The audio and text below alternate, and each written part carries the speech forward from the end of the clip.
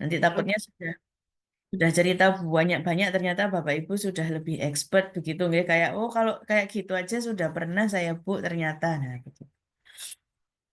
Oke, belum pernah. Oke, baiklah.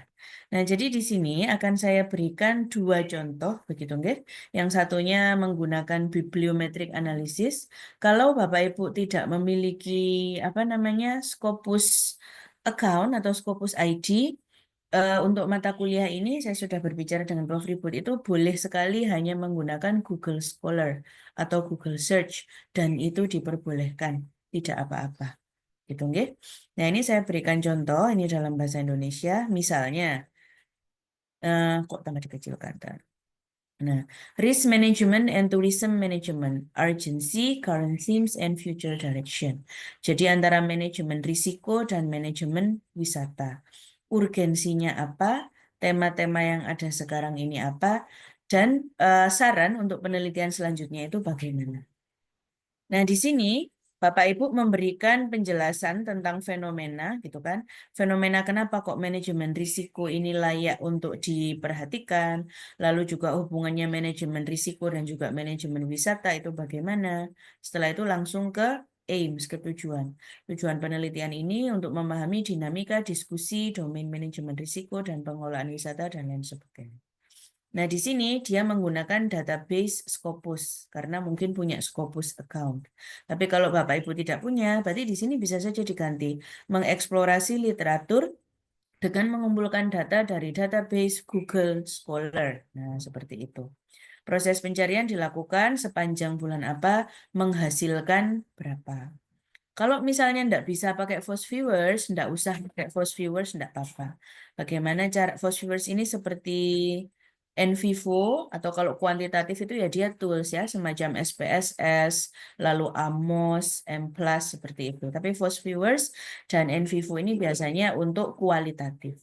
Bu, saya tidak bisa Fast Viewers, ini bisa dihitung secara manual saja. Seperti itu.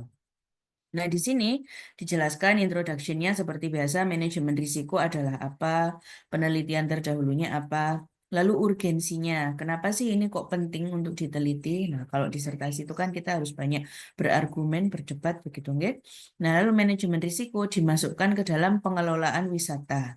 Manajemen wisata, karena variabelnya dua itu tadi. Hubungan antara manajemen risiko dan manajemen wisata. Nah, lalu di sini hubungannya di manajemen risiko dalam pengelolaan wisata, peranannya bagaimana, dan lain sebagainya. Oleh karena itu, penelitian ini bertujuan untuk memahami perkembangan terbaru, tren, kekurangan dalam penelitian, sehingga dapat menghasilkan studi yang lebih relevan dan kontekstual. Jadi ketika Bapak Ibu misalnya topiknya tentang, kemarin ada yang tentang bullying begitu ya, lalu ada beberapa yang menggunakan ini, etnografi, nah seperti itu dicari penelitian terdahulu tentang hal tersebut. Sehingga kita sekali jalan, bab kajian pustaka, dan juga penelitian terdahulu Bapak Ibu sebelum menulis disertasi itu sudah langsung bisa dikerjakan seperti itu. Nah, literatur review ya seperti biasa, kajian pustaka dan lain sebagainya. Nah, ini gongnya ini ada di sini metodologinya. Di sini Bapak Ibu harus menjelaskan cara saya mencari di Google Scholar itu menggunakan keyword seperti apa. Risk and Management, Tourism and Management itu harus dijelaskan. Lalu ada 69 dokumen yang kita temukan. Nah, dari 69 dokumen ini yang before screening 0. Tapi setelah itu harus dibuang satu karena misalnya jurnalnya sedang tidak aktif, tidak bisa di-download. Nah, itu boleh sekali. Jadi itu tidak dilarang begitu. Oke. Jadi ini tinggal 68. Setelah 68 nggak ada lagi yang dibuang, di assess. Ini ada 68 dokumen yang harus Bapak Ibu baca. Apakah harus dibaca semuanya? Tentu saja tidak. Biasanya kalau bibliometrik itu hanya melaporkan secara statistik saja. Di result and discussion, publication trends-nya itu, Bapak Ibu cukup membaca abstraknya saja kalau bentuknya bibliometrik. Nah, di sini dia hanya melaporkan tahun 98 ada satu, 99 satu artikel, 2001. Pokoknya ini semua ketika dijumlah, jumlahnya ada 68 itu tadi. Jadi dia lebih ke statistik bibliometrik. Nah, ini kan mudah saja kan dipetani satu-satu seperti itu. Nah, setelah tahu, Bapak Ibu tinggal menjelaskan. Dari gambar di atas tampak bahwa pada awalnya tidak banyak yang mempelajari tentang manajemen risiko. Pernah naik di tahun 2010. Nah, kalau ada yang fluktuatif seperti ini, monggo Bapak Ibu berarti harus membaca. Kenapa ya kok tahun 2010 ini mendadak naik menjadi 4? Itu kira-kira ada kejadian apa dan lain sebagainya. Nah, kalau Bapak Ibu ini sudah pernah ngambil tes IELTS, atau apalagi ini yang dari bahasa Inggris nggih sudah jago-jago ini writing, academic writing, graphic writing. Jadi sebenarnya bibliometrik itu menceritakan grafik-grafik saja. Nah, ketika terjadi anomali seperti ini, nah ini yang perlu dijelaskan.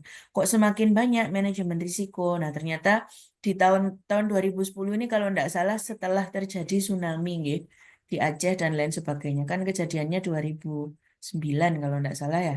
Saya juga lupa, atau bahkan 2004. Ya, tapi pokoknya dilihat di situ, jadi orang-orang memperhatikan manajemen risiko.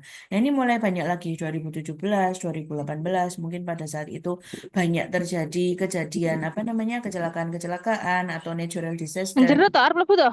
di daerah wisata. Nah, di situ maka mulai bisa ditelaah, kenapa kok bisa terjadi fluktuatif. Nah, lalu dari sini Bapak Ibu juga bisa memetakan tren negaranya misalnya. Jadi dari berbagai macam penelitian tersebut ternyata banyak sekali yang dilakukan di negara-negara. Nah, mana ini? Australia paling banyak, disusul dengan Cina. Setelah itu UK, Spanyol, Indonesia, dan lain sebagainya. Bapak Ibu bisa mengkritisi Indonesia dengan berbagai macam tempat wisata dan kemungkinan untuk pengelolaan wisata, tapi kok sayang sekali penelitian di bidang tersebut masih sedikit. Nah, oleh karena itu dibutuhkan penelitian selanjutnya atau perhatian yang lebih terhadap manajemen wisata dan manajemen risiko di Indonesia. Kayak gitu. Nah, terus bisa juga ini disoroti. Negara-negara maju seperti Kroasia, Bulgaria, New Zealand, kenapa kok sedikit? Nah, itu mungkin ada dua kemungkinan, karena memang jarang terjadi natural disaster, atau yang kedua, negaranya membutuhkan perhatian khusus untuk mengelola wisata. Nah, kayak gitu. Jadi ini menjelaskan grafik-grafik. Nah, kalau sudah, ini kita mulai masuk ke konten. Kontennya ini gampang saja Bapak Ibu. Dari semuanya ini kalau Google Scholar itu kan sudah langsung keluar ada citasinya nggih. Bapak Ibu ambil saja 5 artikel yang disitasi paling banyak. Jadi top 5 saja yang diambil. Nah, dari top 5 ini dijelaskan satu-satu. Temuan pertama ini maksudnya artikel pertama menunjukkan bahwa meskipun ada 142 makalah diterbitkan pada tahun ini, tapi masih banyak celah signifikan dalam penelitian yang perlu diisi dan lain sebagainya. Ini tahunya dari mana? Nah, karena ini tinggal 5, jadi dimohon Bapak Ibu membaca ke 5-limanya ini. Dibaca abstraknya, ditelaah isinya, lalu diceritakan pendek saja satu paragraf saja. Nah, kayak gitu. Lalu yang kedua, di penelitian kedua menunjukkan bahwa segmen pariwisata di Queenstown, New Zealand itu kenapa dan lain sebagainya. Nah, jadi terus di sini Bapak Ibu bisa menyimpulkan gitu loh. Nah, di sini kelima penelitian ini, karena dia top 5, mereka ini ternyata sama-sama menyoroti pentingnya integrasi manajemen risiko dalam pengelolaan wisata, terutama apa dan apa. Jadi penelitian pertama, kedua, sampai kelima ini secara keseluruhan menekankan bahwa manajemen risiko yang efektif adalah kunci untuk memastikan keberlanjutan ketahanan industri pariwisata di tengah tantangan bencana. Nah, ini kan kalau dibawa ke disertasi bisa langsung, maka disertasi ini ingin melihat bagaimana peranan masyarakat setempat untuk turut menanggulangi bencana di tempat-tempat wisata lokal. Nah, misalnya seperti itu. Jadi ini sudah langsung terbawa gitu ya. Kalau sudah mengerjakan ini, insya Allah bab kajian pustakanya sudah bisa dikerjakan. Nah, kalau ini enggak usah Bapak Ibu, karena ini pakai Force Viewers yang tadi saya bilang, itu berbayar. Apa ada yang punya Force Viewers di sini? Karena kalaupun tidak nanti akan kesulitan mengerjakannya. Jadi kalau bagi saya cukup hanya melaporkan itu tadi ya, tren dari tahun ke tahun, lalu di negara mana. Karena nggak ada Fast Viewersnya, mungkin artikelnya mau Bapak Ibu tambah boleh. Top 10 cited. 10 artikel teratas yang paling banyak disitasi. Jadi ya harus baca 10 artikel itu dan dirangkum satu artikel satu paragraf. Dari rangkuman-rangkuman itu, Bapak Ibu akhirnya bisa memutuskan celah dalam problematika bahasa, sosial, dan pendidikan itu apa. Nah, kalau di sini dia ini memetakan berdasarkan keywords. Jadi dari berbagai macam kata kunci yang telah terbit di dalam jurnal tadi, ke-68-nya itu yang paling banyak muncul itu ini. Risk assessment, tourism management, dan juga tourism. Lainnya munculnya kecil-kecil-kecil. Hal ini menunjukkan apa? Masih kurang penelitian di bidang health risk, risiko kesehatan, sustainable development, ini pengembangan berkelanjutan, ya, climate change, resilience, ketahanan seperti itu. Jadi orang tuh kebanyakan kalau meneliti tentang tourism management sama risk management itu hanya keywords ini saja yang dicek. Padahal ketahanan orang itu kan juga penting diteliti. Nah, kalau sudah tahu seperti ini berarti Bapak Ibu sudah paham disertasi saya kalau tentang ketahanan ini pasti akan menarik sekali karena masih sedikit orang yang meneliti tentang hal tersebut. Apalagi di Indonesia ketika risk management, tourism management itu masih butuh perhatian lebih ya. Orang-orang kan pasti diminta untuk bertahan hidup sendiri-sendiri. Bagaimana mereka bertahan, resiliensinya orang-orang kita ini luar biasa. Kalau ada apa, jalan ambrol atau apa gitu ya, ditambal-tambal sendiri. Nah, hal seperti itu kan perlu pendekatan yang etnografis gitu loh. Nah, jadi kalau sudah ketemu di sini, Bapak Ibu bisa sudah langsung memberikan kesimpulan. Ada pertumbuhan fluktuatif dari tahun ini sampai tahun ini. Lalu contoh negara-negara maju, tadi yang paling banyak penelitiannya di Australia, disusul Cina, Inggris. Indonesia masih terbatas, maka ada ketimpangan dalam penelitian global. Hal ini menyoroti perlunya upaya meningkatkan partisipasi dan lain sebagainya. Nah, pemetaannya ini tadi yang top 5 cited, yang 5 besar paling banyak disitasi. Nah, ini dijelaskan di sini. Di sini Bapak Ibu bisa meletakkan scope and limitation ya. Penelitian saya ini misalnya terbatas karena hanya menggunakan Google Scholar. Nanti ketika ada peneliti lain yang punya Scopus database bisa ditingkatkan menggunakan Scopus database. Jadi ini model penelitian bibliometrik. Jadi karena ada kata metrik yang disampaikan itu ya memang secara pengukuran, secara banyaknya sitasi, lalu trending, dalam satu tahun muncul berapa jurnal, lalu negara mana yang terbanyak. Jadi dia mengukur pustaka dengan metrik itu tadi. Biblio itu pustaka, metrik pengukuran. Dan ini bisa semuanya dilakukan secara manual. Asalkan yang fast viewers ini tadi tidak perlu dikerjakan, tidak apa-apa. Untuk mengkompensasi mungkin, jadi tadi yang tadi seperti yang saya utarakan, jadi untuk top cited journalsnya bisa diambil 10 mungkin karena tadi kan 68. Nah, mungkin bisa diambil 10 teratas supaya agak banyak yang bisa disimpulkan seperti itu. Nah, di sini saya beri contoh lain bibliometrik. Tadi sudah tourism management, risk management. Nah, yang ini religious moderation. Karena kemarin ada yang apa namanya? Yang sosial dan juga pendidikan dan lain sebagainya. Nah, ini moderasi beragama. Moderasi beragama dalam pandangan global. Kalau ini udah bisa di otak-atik sesuai keinginan Bapak Ibu sendirilah ya. Nah, ini sama. Dia menggunakan database Scopus, menemukan 120 dokumen. Ini agak banyak dokumennya. Lalu seperti biasa introduction moderasi beragama itu apa?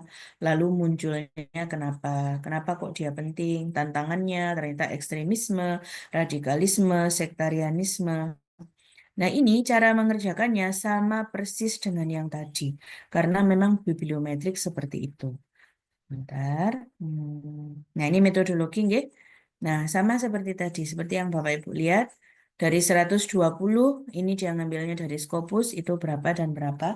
Untuk tahun, Bapak Ibu berhak menentukan. Misalnya, untuk menelaah jurnal-jurnal mengenai moderasi beragama, saya membatasi hanya yang terbit mulai tahun 2010 sampai 2024 misalnya. Atau gampangnya 2014 sampai 2024 dalam kurun waktu 10 tahun terakhir. Itu boleh menjustifikasi seperti itu. Lalu diberikan alasan kenapa gitu. Misalnya setelah 2014 banyak sekali tindakan radikalisme yang mendadak muncul. Oleh karena itu perlu jurnalnya di apa namanya ditelaah seperti itu. Nah, di sini ini juga boleh kalau misalnya artikelnya 110 book chapter 7 review 3. Saya membuang yang book chapter dan review karena hanya ingin fokus kepada artikel saja. Jadi tinggal 110. Tidak apa-apa seperti itu. Jadi itu adalah hak peneliti untuk membatasi, seperti kita kalau melakukan subjek terhadap manusia gitu, nggak? Saya hanya ingin mewawancara guru SD yang sudah mengajar minimal 5 tahun. Nah, itu kan dicari teorinya. Kenapa? Kalau minimal 5 tahun ngajar, mungkin emosinya lebih stabil, pengalamannya banyak, dan lain sebagainya. Nah, ini dibatasi. Ternyata moderasi beragama itu jarang sekali yang memperhatikan dan mendadak mencuat tahun 2021. Baru 3 tahun terakhir kemarin. Nah, di sini mungkin Bapak Ibu bisa mencoba membaca apa ya yang menyebabkan. Mungkin tiba-tiba banyak tindakan ekstremis dan lain sebagainya. Paling banyak tahun 2023, tahun kemarin 38 ini. Mungkin ada hubungannya dengan agresi militer di daerah Timur Tengah yang sebenarnya sudah berjalan bertahun-tahun, tapi mendadak orang baru sadar pada bulan Oktober tahun kemarin. Nah, ini tiba-tiba muncul. Ini karena bedanya banyak sekali. Dari 131 menjadi 38. Nah, ini kan menarik untuk ditelaah. Nah, Bapak Ibu, nanti tidak perlu repot-repot, tinggal gini aja menjelaskannya.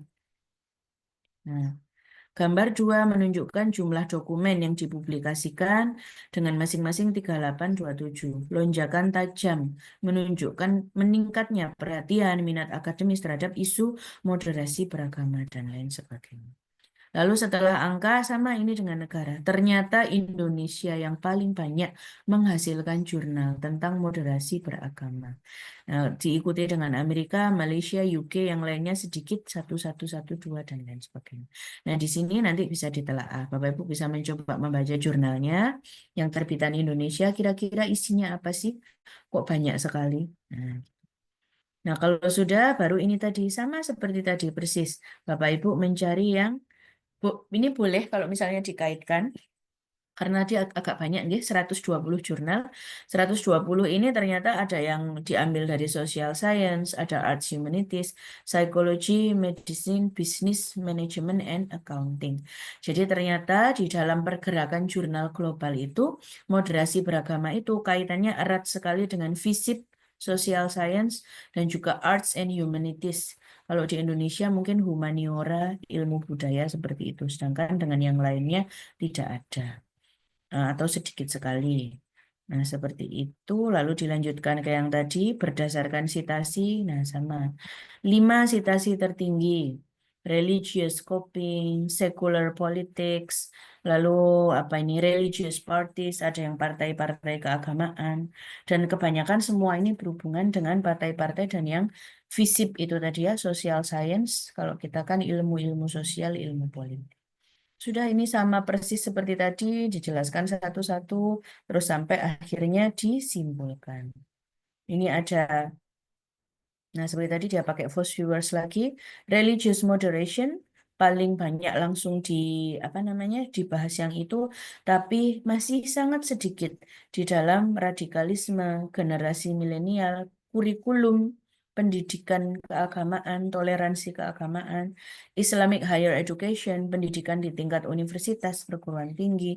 Nah, ini adalah ranah-ranah yang perlu penelitian lebih lanjut, karena yang muncul kecil-kecil seperti ini. Gitu. Lalu setelah selesai ini langsung kembali seperti tadi, disimpulkan. Tema utama yang muncul dari analisis moderasi beragama lain sebagainya. Sampai selesai. Jadi ini cukup dokumen dari research saja. Kalau Bapak Ibu tidak memiliki Scopus, boleh menggunakan Google Scholar, sudah saya bicarakan dengan Prof. Ribut, dan silahkan untuk membatasi tahunnya itu terserah Bapak Ibu. Jadi misalnya sekarang 2024, saya mau meneliti dalam waktu 10 tahun terakhir mungkin, dimulai dari 2014, monggo. Karena nanti semakin banyak tahunnya, akan semakin banyak jurnal yang harus dibaca. Begitu. Dan itu topiknya harus dikaitkan dengan topik disertasi masing-masing. Sehingga ketika ini sudah jadi, sudah ada gitu ya, tinggal diperlebar lagi, you can expand, lalu ditulis menjadi kajian pustakanya seperti itu. Monggo sampai sini kalau ada yang ditanyakan, Bapak Ibu silakan.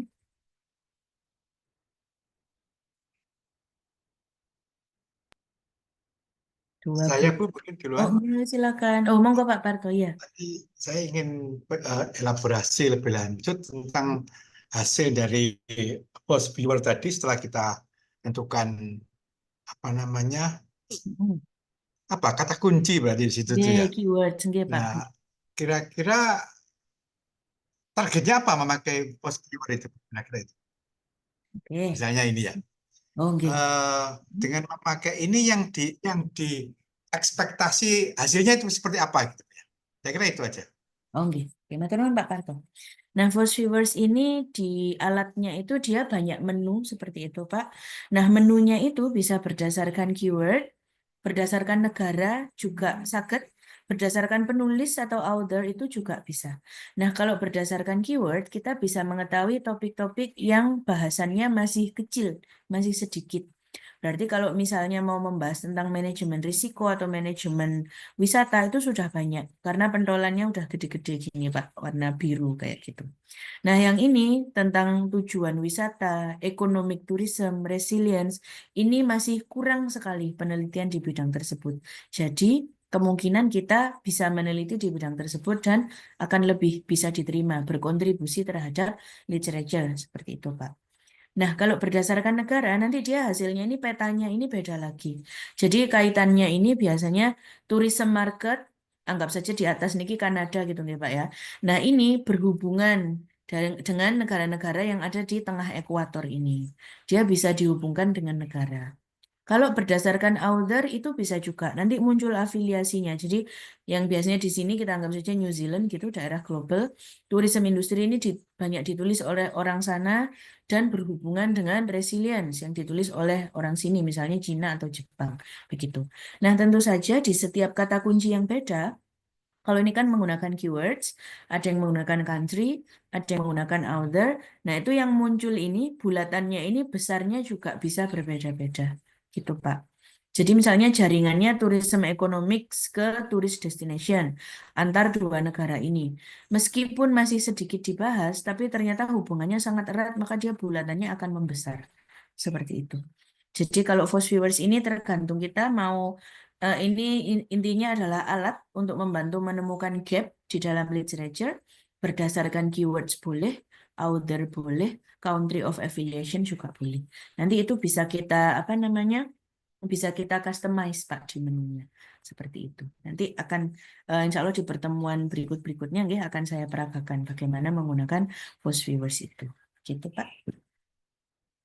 Yang kedua, yang Nggih. tadi menganalisa apa namanya citasi tertinggi tadi, Oh, apakah nggih. cukup dianalisa kenapa itu tertinggi dan sebagainya gitu aja atau ada pertimbangan lain?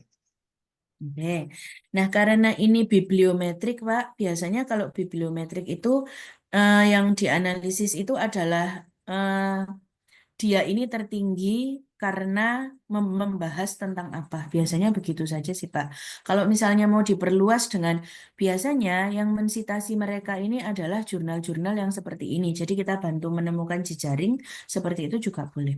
Karena kalau bibliometrik ini dia lebih di surface, di permukaan. Jadi mengukur biblio. Jadi ini menjelaskan, malah kalau saya lihat beberapa penelitian yang bibliometrik itu abstraknya diparafrase lalu diletakkan ke sini. Jadi hanya melihat konten saja secara keseluruhan. Begitu, Pak. Oke, semoga menjawab pertanyaan. Oke, monggo Bapak Ibu yang lain silakan. Saya izin matikan kamera sebentar mau cari charger. Tapi masih di sekitar sini silakan Bapak Ibu, monggo. Kalau ada pertanyaan lain. Mohon izin Bu Ria. Ya, silakan Pak. Sinten iki. Oh, Pak Mas Sodi. Oke, monggo. Gimana, Pak? Ya, mohon maaf tadi agak telat, laptop agak hang. Nah, mungkin telat sekitar 10 menit tadi, mungkin ada yang ketinggalan.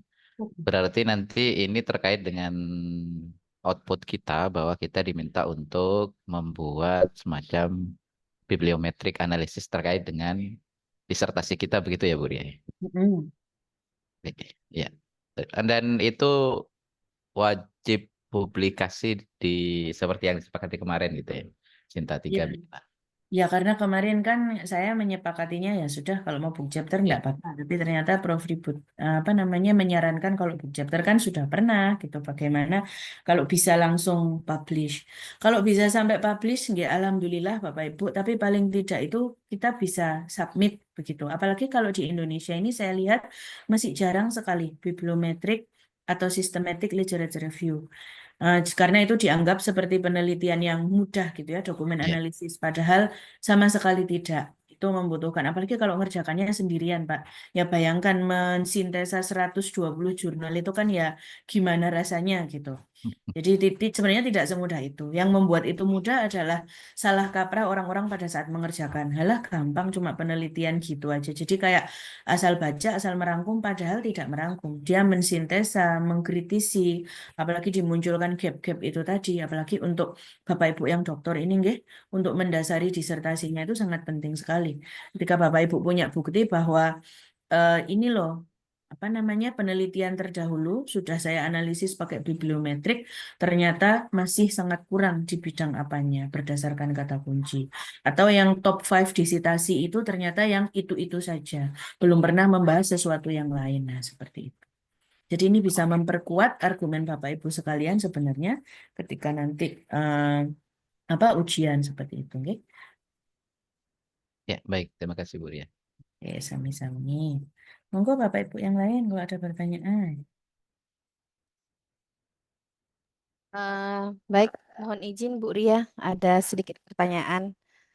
Silakan Bu ya. Tadi kan Bu Ria menyampaikan bahwasanya penentuan gapnya itu kan tadi contohnya itu menggunakan force viewer. Tetapi apabila ada yang tidak punya boleh tidak menggunakan force viewer. Itu jadi bagaimana kami menentukan gapnya nanti Oke, baik. kalau tidak menggunakan force viewer? Oke, baik. Nah, kalau tidak menggunakan force viewers, bisa menggunakan dua yang di atas itu tadi, Bu. Jadi hanya berdasarkan citasi sama berdasarkan tadi kan dari tahun. Nah, itu kan bisa dikritisi bahwa pada beberapa tahun belakangan kok mendadak itu melonjak. Kenapa? Dan lonjakan itu bisa Bu Yani lihat rata-rata mereka yang melonjak ini menggunakan kata kunci apa. Oh, ternyata mereka melonjak sampai 88 artikel, tapi ternyata yang dibahas muter-muter di situ aja. Maka dibutuhkan pendekatan yang lebih lanjut mengenai apa. Jadi gapnya bisa melalui yang simple itu tadi, pakai grafik lonjakan atau pakai negara. Banyak sekali penelitian tentang ini, tapi kebanyakan berpusat di negara mana. Nah, maka dibutuhkan pendekatan apa di negara tertentu atau terutama di Indonesia, hal-hal seperti itu, Bu. Dari citasinya juga tadi. Gitu. Oh, siap. Oke, makasih Bu. Oke, sama-sama. Silakan kalau ada pertanyaan lain. Tidak ada. Oke, baik saya lanjut gitu. Nah, ini tadi kan ada dua jenis, sebenarnya ada banyak sekali jenis penelitian pustaka, documentary research. Yang tadi itu bibliometrik. Nah, yang ini SLR, systematic literature review. Nah, ini contoh beberapa yang sudah saya kerjakan seperti itu. Tapi kalau ini mengerjakannya tidak bisa sendirian. Karena dia ini lebih deep, yang dilihat itu kontennya dan bukan surface. Kalau bibliometrik tadi itu kan info pengukuran ya, metris di surface-nya. Nah, kalau ini kontennya. Nah, ini Bapak Ibu, kalau SLR, Systematic Literature Review, coba saya tulis. Dia tulisannya seperti ini. Oke.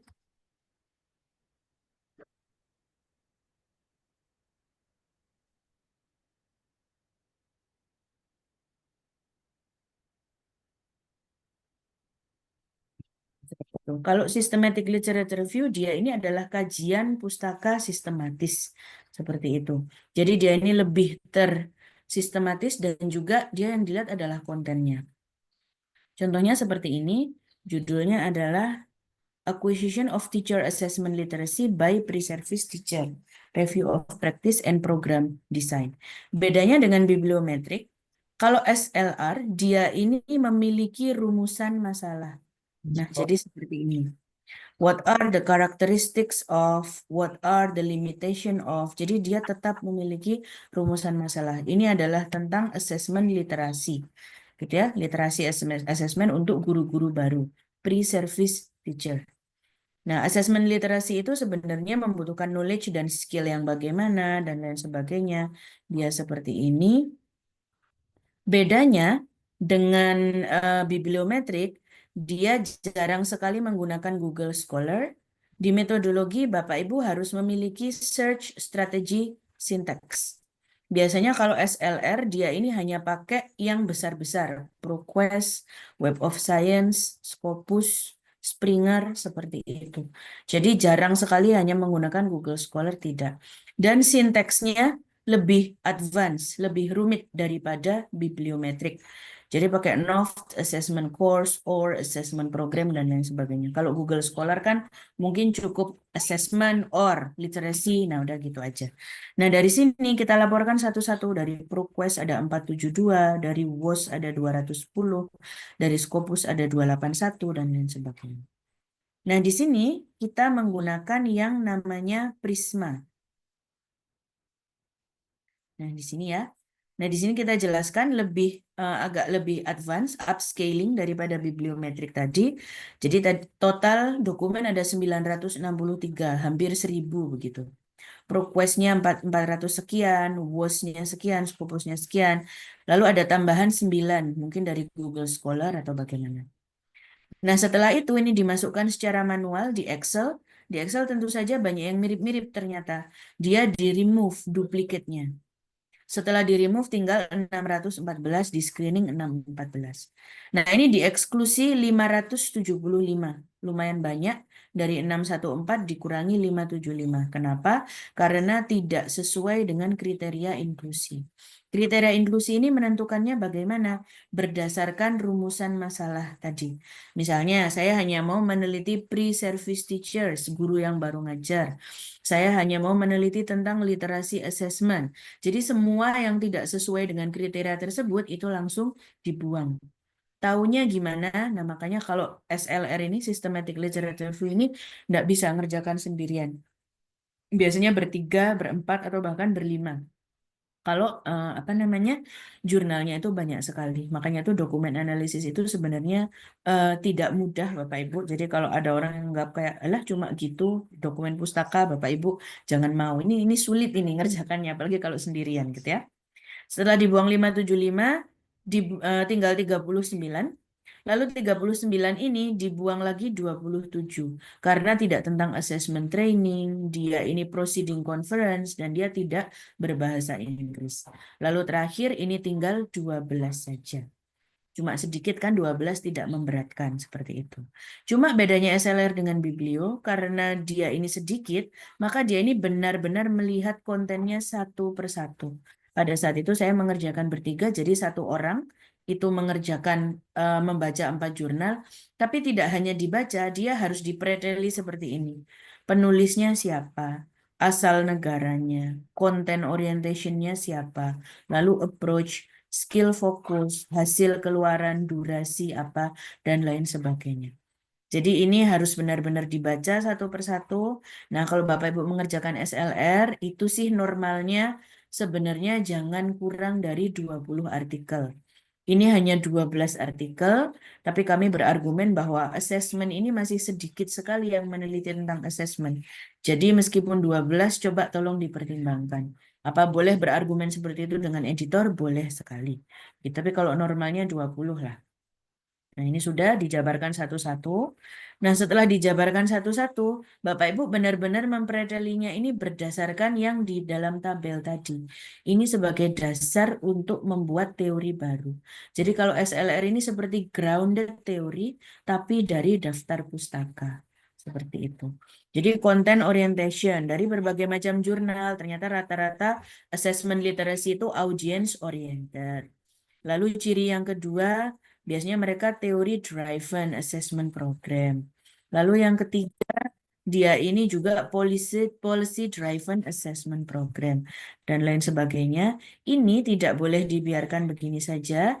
Di discussion, Bapak Ibu harus ini saya ke bawah lagi, nggih. Nah, di discussion Bapak Ibu harus menghasilkan teori baru seperti ini dari berbagai macam faktor-faktor yang Bapak Ibu temukan di jurnal tadi. Jadi ini istilahnya kalau dalam bahasa verbal, nggih, selama kurun waktu tahun 2000 sampai 2022 ada sekitar 1.000 jurnal dari Scopus, WOS, dan juga ProQuest yang terbit tentang asesmen. Tapi dari 1.000 jurnal itu ada beberapa yang tentang pre-service teachers atau guru PPL atau anak-anak yang belum lulus. Nah, dari penelitian tentang kemahiran atau asesmen literasi guru-guru itu, kami menelaah 12 jurnal yang tersebar dari berbagai macam negara, dan dari 12 itu ternyata sama-sama memiliki 6 faktor ini. Jadi kalau kita mau meningkatkan assessment literacy guru yang calon guru, assessment literacy calon guru, kita harus menyediakan program yang ada orientasinya, yang berkonten fokus, ada pengukuran outcome, ada approach, durasinya juga jelas, dan ada evaluasinya. Dan teori-teori inilah yang nanti bisa digunakan oleh peneliti selanjutnya. Misalnya Bapak Ibu punya mahasiswa S2 atau S1 gitu ya.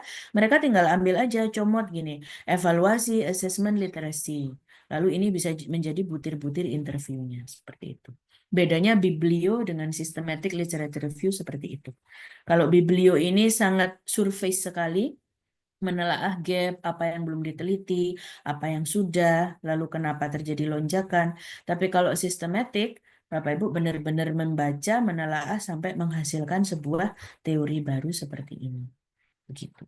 Nah, ini kalau sistematik sampai saat ini saya belum nemu juga jurnal-jurnal yang systematic literature review tapi mengerjakan sendirian, itu akan sangat berat sekali. Biasanya minimal bertiga. Karena nanti akan ada orang itu, paling nggak satu tim, ada satu orang yang punya Scopus account. Dia ini sudah bagian download, lalu bagian filter, menelaah, dan lain sebagainya. Yang lainnya bagian menganalisis. Mohon maaf Bu, jelas sebentar yang tadi Bu, yang 6 tadi yang Oh, monggo. sebelah. Yang ini ya Pak ya. Ya, ya, ya. Nah, untuk bisa sampai ke situ itu hasil analisis atau ada template-nya? Oh, kalau yang ini hasil analisis, Pak. Jadi setiap SLR itu nanti hasilnya berbeda-beda. Nah, hasil analisisnya munculnya dari mana? Nah, dari sini, Pak. Pada saat kita menghitung, apa namanya, pertama kan dia isinya tabel-tabel di atas nih, nggih. Agak panjang. Nah, tabel-tabel ini tadi, Ya, ya. dari tabel-tabel ini kita tarik benang merah, mungkin kesimpulannya ternyata ini loh banyak yang classroom practice, ada yang teori driven dan lain sebagainya. Nah, tabel-tabel ini di bawah kita sintesis satu-satu. Kalau content orientation, dia ini ternyata audience oriented assessment program. Ciri-cirinya apa? Nah, itu baru kita baca. Ternyata ada 4 jurnal yang audience oriented misalnya. Dari keempat jurnal tersebut, definisi audience oriented itu bagaimana? 33% dari artikel menyebutkan bahwa audience oriented itu terjadi karena apa? Karena diminta, request, atau pakai classroom ready teachers, dan lain sebagainya. Nah, terus di bawah ini kita tambah, sedangkan berdasarkan sisa peneliti yang lain, mereka harus mendesain creative lesson. Begitu. Jadi dari sebenarnya ini hampir mirip dengan bibliometrik tadi. Cuma pembahasannya lebih mendalam. Jadi benar-benar info-info ini kita kumpulkan dari jurnal-jurnal yang kita baca. Nah, setelah itu disintesis sehingga bisa menjadi sebuah kesimpulan ini tadi. Begitu, Pak. Kalau misalnya tadi dalam konteks kita mencari apa namanya novelty-nya dalam teori ini seperti apa ketemunya? Kalau novelty-nya ini, kalau systematic literature review itu biasanya enggak begitu novelty, Pak. Oh. Ini ya, dia ini seperti penelitian tentang pembelajaran vocabulary misalnya seperti itu. Nah, pembelajaran vocabulary itu kan banyak sekali penelitian tentang itu. Nah, itu kita membantu orang, we collect the data, membantu mensintesis dan memberikan poin-poin, dan kita memberi rekomendasi lebih ke situ, Pak. Jadi kita menginfokan pada pembaca bahwa dari sekian banyak penelitian tentang vocabulary itu ternyata masih belum ada yang tentang apa. Jadi kalau novelty-nya lebih berbentuk rekomendasi. Dia ini hampir mirip seperti yang tadi, cuma yang tadi kan dibantu mesin ya, pakai alat. Nah, tapi kalau yang ini lebih manual, tapi kelebihannya dia bisa melihat konten. Begitu. Begitu Pak Parto? Jadi kalau pakai systematic literature review itu kita tidak pakai misalnya First Viewer atau NVivo atau yang lain, itu tidak. Bisa Pak. Ada yang Ketemu. Kan kedua-duanya, ya. Jadi Hmm. saya pernah membaca jurnal tuh menggabungkan keduanya untuk sampai ke, tadi kan ada 1000, jadi 500, jadi 300. Untuk sampai ke kesimpulan itu, beliau-beliau ini menggunakan Force Viewers dulu. Jadi biar dibantu filter dulu sama Force Viewers. Nah setelah ketemu ternyata tinggal 25 gitu. Nah itu baru dikerjakan secara manual. Nah seperti itu juga bisa. Tapi kan Force Viewers ini saya juga taunya yang surface. Nah, kalau sampai memfilter berkali-kali ini kayaknya juga saya harus belajar lagi karena benar-benar butuh expert di situ. Nah, ini juga contoh systematic literature review tadi yang sama, ini baru tahun 2023, nggih. Jadi dia punya research questions. How have school-based assessment reform been investigated in the literature? Reformasi assessment berdasarkan sekolah. Jadi selama ini assessment itu kan semua diatur dari pemerintah, ya, terutama di Indonesia. Ada yang ujian nasional, ujian apa, dan lain sebagainya. Nah, ini dibutuhkan reformasi, assessment itu harus school-based, berdasarkan otonomi sekolah. Penelitiannya selama ini bentuknya bagaimana? Lalu approach yang digunakan itu apa saja oleh sekolah-sekolah tersebut. Lalu faktor apa yang mempengaruhi reformasi assessment di sekolah. Ya udah, ini seperti biasa tadi dijelaskan introduction, literature review dan lain sebagainya. Nah, Bapak Ibu bisa amati di sini. Biasanya kalau yang tradisional ini kan bisa dibilang dia manual ya. Kalau Force Viewers tadi pakai alat. Ini manual, ini dia pakai Prisma. Preferred reporting item for systematic review and meta-analysis. Nah, kayak gini, ini sama persis seperti tadi. Jadi dia ini menggunakan, bentar, study selection. Nah, dari ProQuest, WOS sama Scopus, nah itu digunakan kata kunci seperti ini, lalu ditemukan ada berapa. Ini namanya sinteks. Bu, saya bingung pakainya ini gimana. Diikuti saja template ini, Bapak Ibu hanya perlu mengganti kata kuncinya saja. Jadi kalau nov, topik, title, apps, key, ini semuanya sudah ngikut template dari sana. Bapak Ibu tinggal mengubah ini misalnya mau tentang language gitu, nov, assessment. Lalu ornya misalnya tentang student kayak gitu boleh. Atau di sini misalnya apalagi tentang school dan lain sebagainya. Jadi yang di dalam tanda petik ini bisa diganti keywordsnya sesuai kebutuhan kita. Oke. Nah, kalau sudah dia sama seperti tadi, bentar, saya jadi bola. Nah, di sini sama. Dari ProQuest ketemu 600, dari WOS 200, Scopus 451, dari database tempat lain 1372 gitu. Nah, setelah di-record, ternyata banyak yang sama di Excel, tinggal di-remove aja, pakai Excel tinggal 447. Dari citasi 3, tinggal 928, dibuang 783. Nah, ini kita jelaskan di metodologi. Kenapa kok dia dibuang, ya? Nah, ternyata setelah dibuang 783, sisanya 145. Dari 145 dibiarkan saja. Eligibility masih 145, tapi dibuang 117. Karena dia tidak berdasarkan berbasis sekolah, dia tidak peer review, tidak empiris, tidak berbahasa Inggris, maka sisanya tinggal 28. Karena tinggal 28, ini sama seperti tadi, harus dibikin tabelnya dulu. 28 ini cirinya apa saja. Kita harus mampu menunjukkan kepada audiens. Eldersnya siapa, country, konteksnya, research design, dan lain sebagainya. Kita buktikan satu-satu. Seperti itu. Karena 28 agak banyak. Nah, setelah ditemukan 28, nah maka seperti tadi dia ditelaah satu-satu. Ternyata dia muncul, nah seperti ini, teori baru lagi. Untuk menjalankan school-based assessment, komponen-komponen ini wajib ada policy and practice, kebijakan dan praktik. Harus ada guru, kepala sekolah, siswa, parents, ada faktor kontekstual dan juga other stakeholders ya, pemangku kepentingan yang lain. Nah, ciri-cirinya bagaimana? Ada ini, polisinya dalam bentuk apa? National policy, school-based policy, dan mereka ini ternyata ada di dalam satu komponen sekolah. Tapi mereka tidak ada garis komandonya. Nah, dari sini kan teori kita bisa merekomendasikan bahwa kalau mau school-based assessment reform, reformasi asesmen sekolah itu berhasil di masa depan, maka perlu dibentuk garis komando yang jelas. Asalnya dari mana, dari siapa, teacher, instruksi pada siapa. Apalagi di sini guru dan kepala sekolah letaknya sejajar, teacher and principal-nya seperti ini. Jadi intinya kalau SLR itu tadi ya, kita harus menghasilkan teori baru. Apakah SLR selalu serumit ini? Tidak, Bapak Ibu, ada SLR yang sederhana. Boleh-boleh saja kalau ternyata dari bibliometrik Bapak Ibu tadi, karena telaten mempelajari sitasi satu persatu, misalnya dari 60 jurnal yang ditemukan semuanya dibaca, ya nggak apa-apa, silahkan membuat seperti ini. Nanti kita tinggal disclaim di bidang scope and limitation, kan? Ruang lingkup dan batasan penelitian ini adalah meskipun menimbulkan apa namanya teori baru, tapi dia berdasarkan Google Scholar dan berdasarkan Prisma saja, tidak pakai Fosviewer seperti itu juga boleh. Begitu Bapak Ibu. Sampai di sini silahkan kalau ada pertanyaan. Sebelum saya beri contoh blueprint, langkah pertama sebenarnya kalau mau membuat seperti ini itu apa dulu? Mungkin boleh ditanyakan dulu Bapak Ibu, silakan. Monggo. Langsung di unmute saja. Tidak ada. Nah, di sini bisa saya tunjukkan.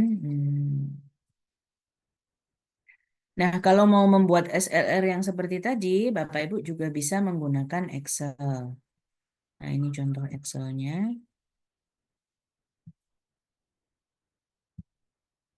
Nah, di sini, nggih. Nah, jadi Bu, kenapa sih tadi kok bisa dari 600 dibuang 100 dan lain sebagainya? Nah, itu menggunakan tabel ini, Bapak Ibu. Jadi di tabel ini silahkan Bapak Ibu menentukan kolomnya ini mau diberi apa. Tapi yang jelas itu ada tahunnya, publikasi tahun berapa. Lalu dia dari mana, Scopus dan lain sebagainya. Penulisnya siapa, judulnya apa, abstraknya kita copy paste di sini. Nah, kalau sudah langsung lanjut ke research questions, main aims of the study, terminologinya bagaimana, lalu definisi, domain, country, theoretical. Apakah ini harus seperti ini, Bu? Tidak. Ini terserah Bapak Ibu dan tim penulis mau membuat atau mau mengumpulkan data selengkap apa.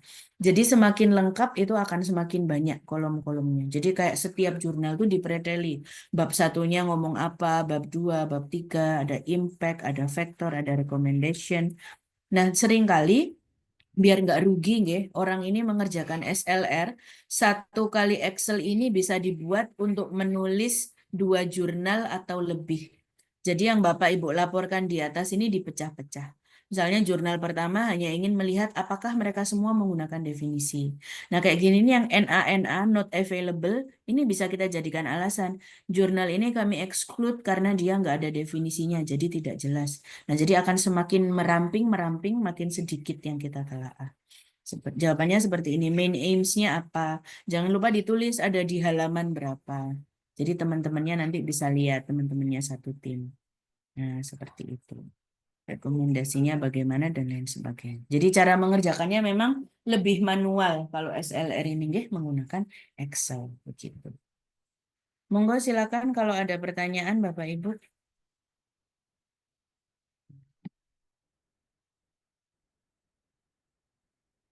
Silakan. Apa ada pertanyaan? Monggo. Tidak ada? Oh, oh Pak Bapak. Wayan itu kok, Monggo Mas Pak. Odi itu, Mas Odi Oh menengah masih. itu mumet. Oh iya Pak. Pak Nggak Odi itu mikir apa ngelamun itu. Pak Parto mikir. Enggak sekedar sharing. Oh, apa-apa. Silakan. Mohon maaf, Bu Ria. Saya kok jadi ingin bicara daripada dirasani Pak Parto. Gimana? Aduh ya Allah. Sepertinya mungkin ya.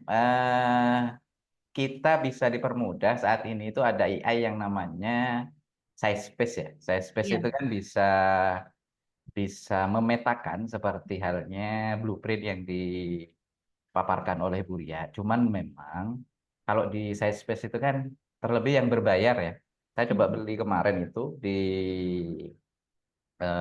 pasar kuning orange itu dapat yang agak miring harganya. Tapi memang kekurangannya adalah tidak bisa apa namanya? Setelah saya lihat itu tidak bisa menampil halamannya. Di sana kan itu kan sudah bisa dilihat metodenya apa, kesimpulannya apa dan lain-lain sampai banyak tabel gitu.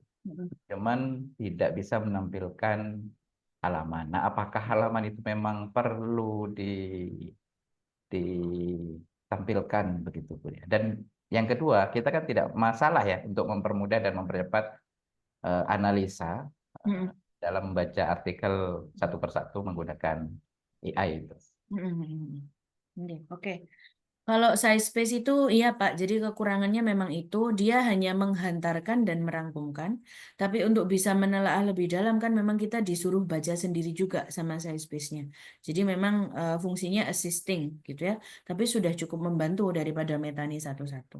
Dan kelemahan yang kedua lagi itu dia terkadang jurnalnya itu agak ngawur gitu Pak. Jadi dia tidak melihat entah itu Scopus, ProQuest atau WOS. Kadang saya lihat itu dia jurnalnya yang predator, yang abal-abal, yang erratum, discontinue itu semua juga dimasukkan oleh SciSpace.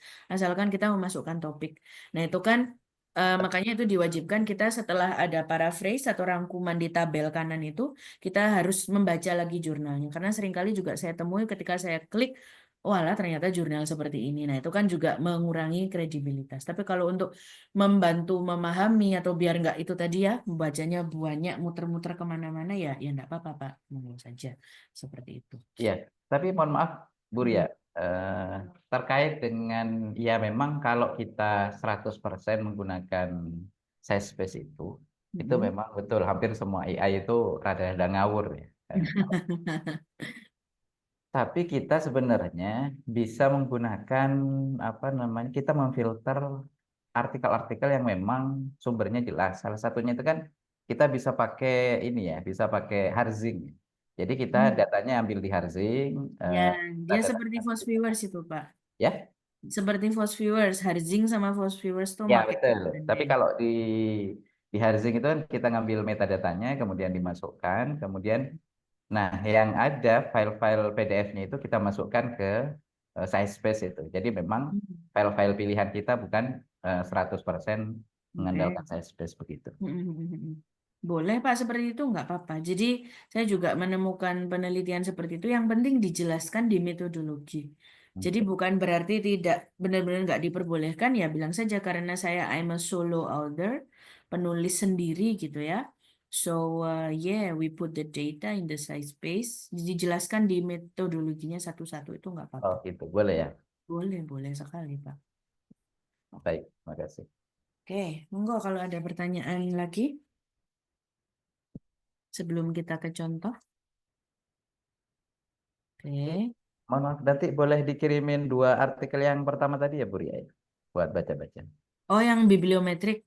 Ya, yang bibliometrik tadi. Oh, oke, boleh. Iya, insya Allah nanti akan saya kirimkan semuanya, Pak, dengan contoh-contohnya juga. Sebentar. Nah, ini mungkin Bapak Ibu. Bu Ria, mohon maaf. Oh, monggo. Kalau misalnya target idealnya masuk ke Scopus gitu pakai bibliometrik, apakah memungkinkan? Kalau Scopus itu biasanya gabungan antara bibliometrik dengan Fast Viewers, begitu, Pak. Dan yang paling sering, kok bibliometrik dengan Fast Viewers? Biblio dengan Systematic Literature Review. Biasanya yang diterima di Scopus yang seperti itu, Pak. Nah, tapi kalau apa namanya Scopusnya yang masih Q3 atau Q4 itu insya Allah bisa. Biasanya Scopus itu malah meminta yang manual, tradisional systematic literature review begitu. Karena itu kan ya insya Allah lebih valid, lebih rigid karena kan kita mengerjakan sendiri pakai Excel, orangnya benar-benar baca seperti itu. Monggo Pak bisa, tapi kalau saya lihat di Sinta itu juga masih jarang sekali. Jadi insya Allah terbuka ya. Tapi kan kalau dokter gini kemarin Prof. Ribut mintanya Sinta 1 atau Sinta 2 gitu ya. Insya Allah bisa lah. Oke. Oke, monggo ada pertanyaan lagi. Nah, di sini saya share sementara, Bapak Ibu bisa perhatikan. Ini saya tidak tahu, ada yang bilang ini anatomi tulisan, ada yang bilang dia kerangka, dan lain sebagainya. Tapi kalau saya dari sana dulu diajarnya namanya overview. Seperti itu ya. Nah, overview ini berisi beberapa pertanyaan-pertanyaan yang ini beberapa kali sudah saya coba, ketika Bapak Ibu berhasil menjawab pertanyaan-pertanyaan ini, itu insya Allah bab 1, 2, 3 sudah bisa selesai. Gitu, kalau di dalam jurnal. Karena ini memang dibuat sebagai kerangka jurnal overview ini. Nah, contoh overview yang sudah dilakukan bagaimana? Nah, contohnya seperti ini. Nanti akan saya share juga sebagai pertimbangan Bapak Ibu. Nah, paling atas kita tuliskan dulu judulnya. Ini saya sediakan dalam 2 bahasa supaya bisa dipahami oleh semuanya. Misalnya, Massive Use of Digital Media and Teacher Burnout, Implications and Future Directions. Penggunaan media digital dan kelelahan mental guru. Implikasi dan rekomendasi penelitian masa depan. Jadi ini kan problematika sekali ya. Jadi digital dan juga teacher competence ini jalannya masih belum seimbang.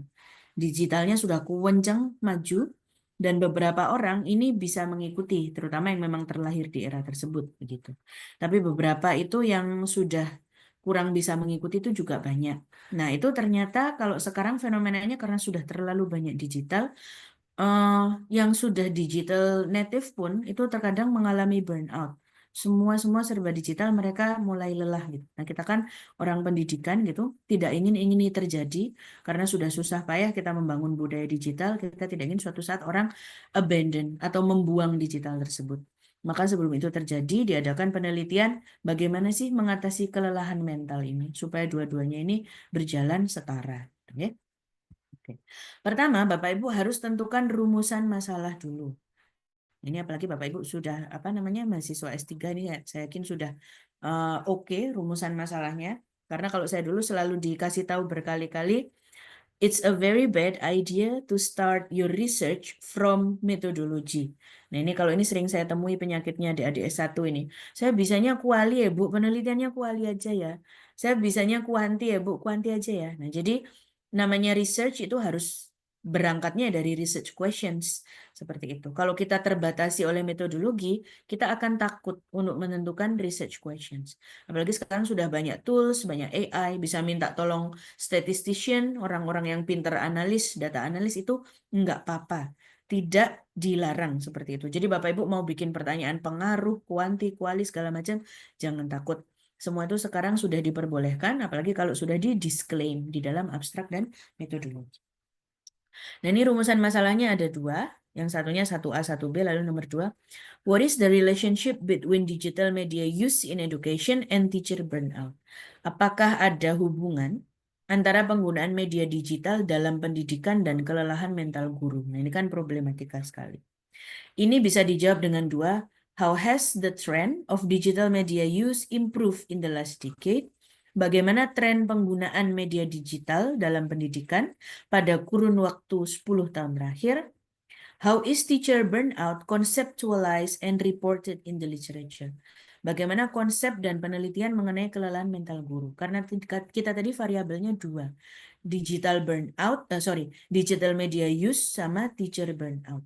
Kebanyakan penggunaan media digital dan juga kelelahan mental guru. Jadi untuk mengetahui relationship, hubungan ini, yang A dicari dulu trennya gimana, lalu yang B, teacher burnout-nya ini konsepnya gimana dulu. Kalau sudah ketemu baru dihubungkan. Apa benar ada hubungannya? Nah, karena ini bibliometrik atau SLR, maka harus ada pertanyaan kedua. What are recommendations for future research direction based on the available literature? Apa yang bisa direkomendasikan untuk penelitian selanjutnya berdasarkan laporan kedua variabel tersebut? Lalu ini kalau misalnya ada pertanyaan, Bu, kayaknya saya nggak sempat deh ngerjakan kuantitatif. Boleh.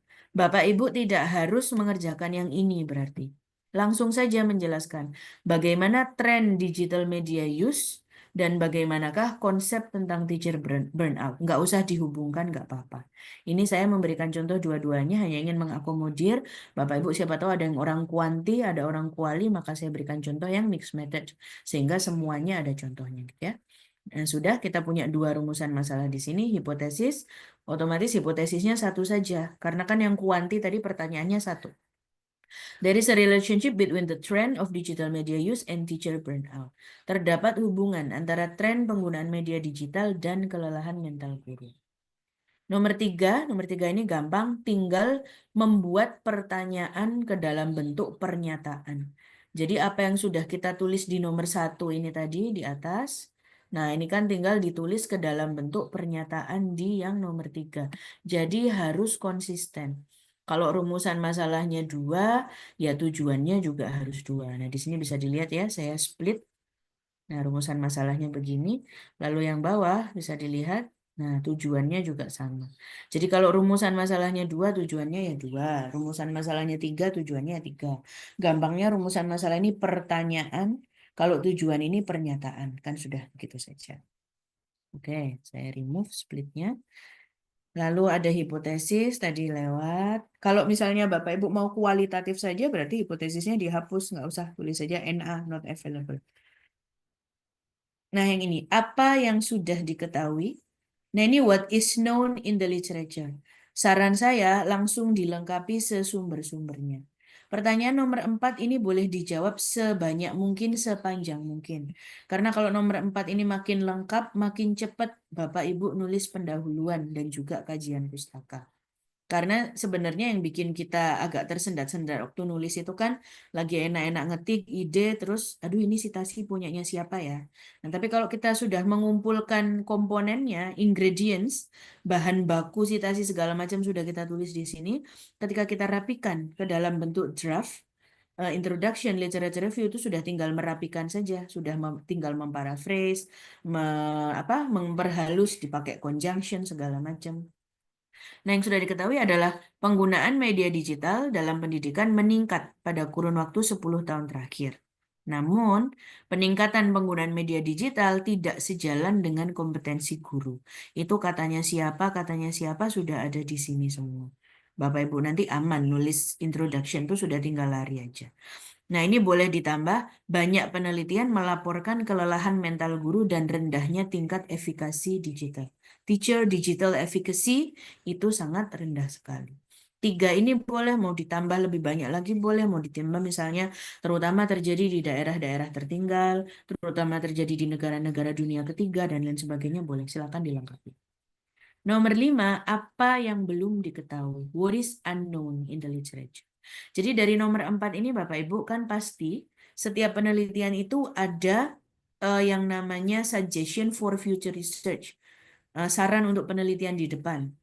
Nah, saran itulah yang Bapak Ibu kulik-kulik gitu ya, yang dianalisis lagi dan bisa ditulis di sini. Tren global penelitian mengenai penggunaan media digital dalam pendidikan dan kelelahan mental guru, kita harus memetakan.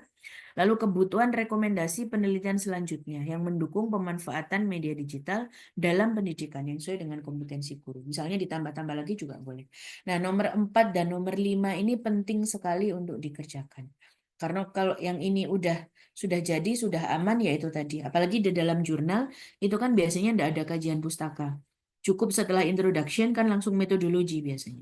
Jadi nomor 4 sama nomor 5 ini diperbanyak, sehingga nulis introduction metodologinya itu sudah aman. Seperti itu. Nah, kalau sudah, let's go to next. Ini kita sudah langsung masuk ke metodologi.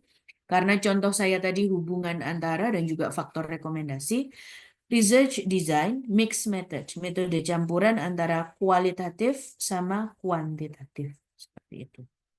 Kualitatifnya dengan documentary approach, systematic literature review, saya hanya membatasi yang terbit antara tahun 2014 sampai 2024 saja. Ini kita bebas menentukan mau milih terbitan kapan, tapi kita harus menjustifikasi kenapa kok dipilihnya itu. Jadi Bapak Ibu bisa menjelaskan sejak tahun 2014 penggunaan WhatsApp itu kan sudah mulai tahun 2013 ya. Jadi zaman dulu yang internet itu masih nggak bisa paketan, semua harus modem, semua harus jaringan. Begitu ada WhatsApp, semuanya itu sekarang udah di tangan. Saya ingat benar tahun 2014-15 itu sekarang balas email, balas chat itu udah mulai ada gambar-gambar, ngirim picture itu udah nggak lewat MMS lagi. Kalau yang dulu udah gambarnya hitam putih segala macam. Dan itu perubahannya sangat rapid sampai 2024. Nah, maka kita bisa menjelaskan itu pada pembaca. Saya hanya memilih yang terbit antara tahun segini saja. Boleh. Jadi silahkan dilihat lagi topiknya. Nah, kira-kira topik saya ini muncul fenomena di tahun berapa? Itu boleh dijelaskan. Nah, lalu kuantitatifnya dengan korelasi, hubungan antara media digital dalam pendidikan dan kelelahan mental guru. Kalau misalnya nggak mau kuanti, maunya kuali saja boleh. Kelompok sasaran. Nah, ini kelompok sasaran ini tadi adalah yang diginikan tadi, nggih. Yang saya kasih contoh ada menggunakan kata-kata pakai seperti ini. Nah, kalau misalnya Bapak Ibu pakai Google Scholar, nah itu tetap bisa dipakai seperti ini. Digital use in education and teacher burnout. Ada or-nya mungkin digital learning, ya kan? Kalau mungkin nanti education keluarnya sedikit.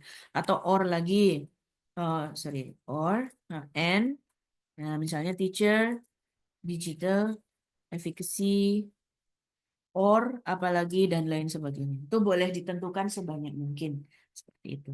Kalau ternyata ini apa namanya jurnal yang ditemukan banyak, nah itu Bapak Ibu berhak membatasi. Saya mau lihat guru SMA saja. Nah itu ntar yang dibuang banyak. Kenapa kok guru SMA? Ya bilang aja karena anak SMA yang udah boleh pegang HP. Nah kayak gitu kan masuk akal alasan-alasan seperti itu. Jumlah subjek ini TBC to be confirmed untuk dikonfirmasi nanti berdasarkan hasil filter kita nggak tahu. Nah, daftar kriteria inklusi. Nah, ini Bapak Ibu juga berhak menentukan studi tentang ini dan ini yang terbit di ProQuest, Scopus, atau WOS. Kalau misalnya nggak mau ketiga ini, diganti Google Scholar juga boleh. Nah, ini publikasi antara ini dan ini ditulis dalam bahasa Inggris. Nah, gitu. Jadi ntar yang jurnal-jurnal yang bahasa Indonesia, Google Scholar tuh bisa terbuang. Jadi kalau nanti misalnya tinggal 7, tinggal 10, nah itu lebih memudahkan lagi Bapak Ibu untuk mengerjakan kontennya. Kalau harapan saya sih, Bapak Ibu pakai Google Scholar saja, tapi nanti benar-benar menganalisis konten menggunakan metode tradisional Prisma seperti itu, yang tadi supaya benar-benar paham isinya bagaimana. Uji statistiknya tadi SLR, Correlational Analysis with Pearson, karena ini pakai hubungan tadi ya, kalau enggak ya enggak usah. Bentuk data, dokumen. Nah, variabelnya apa? Ada dua ini tadi, pengukuran, analisis, konten. Nah, referensinya disebutkan juga seperti ini. Begitu. Nah, ini yang kalau orang bilang ada yang bilang anatomi tulisan atau kerangka penelitian atau overview apapun namanya. Pertanyaan-pertanyaan di sini sampai nomor 17 ini ketika Bapak Ibu sudah menyelesaikan, maka insya Allah bab 1, bab 2, bab 3 itu sudah bisa jadi. Atau kalau misalnya kita mau membuat jurnal, itu introduction sama metodologi itu sudah bisa ditulis. Nah, nanti tinggal kita memfilter hasilnya itu tadi bagaimana. Saran saya pakai Google Scholar saja, gitu. Pakai Google Scholar dan dengan kata-kata ini tadi. Lalu kalau bisa, apa namanya, variabelnya jangan banyak-banyak. Karena ini dikhususkan saja pada problematika pendidikan, bahasa, dan sosial itu tadi. Kalau ini kan saya anggap sebagai problematika ya, karena semuanya digital, tapi ternyata gurunya masih belum nututi. Nah ini gimana ini digitalnya udah semakin ada metaverse, apa segala macam. Nah kayak gitu. Ini kan merupakan sebuah problematika. Jadi Bapak Ibu bisa dilihat lagi topiknya. Nah diambil bagian kecil dari situ, yang problem dari topik saya ini apa sih sebenarnya? Monggo kalau ada pertanyaan tentang contoh cara membuat kerangka systematic literature review. Silakan. Ini saya kecilkan ini. Oke, ini bisa dilihat contoh pertanyaannya seperti ini. Nanti ada contoh-contoh yang saya berikan itu tidak ada yang kuantitatif, semuanya kuali. Kalau kuali pertanyaannya kan tinggal ini aja. Bagaimana trennya, lalu konsepnya bagaimana, rekomendasinya apa. Jadi nggak perlu dihubungkan antara tren dengan teacher burnout. Ini kan SPSS-nya jadi double, dia apa sih namanya? Jadi multiple regression. Kalau nggak salah seperti itu. Karena yang dihitung pertama kita harus mengumpulkan jurnal dulu tentang tren digital media use itu. Lalu kita kumpulkan koefisiennya, dihitung di rata-rata. Lalu dihubungkan dengan koefisien atau rata-rata yang teacher burnout ini. Jadi seperti multiple regression analysis gitu ya, 2 kali. Monggo Bapak Ibu silakan kalau ada pertanyaan.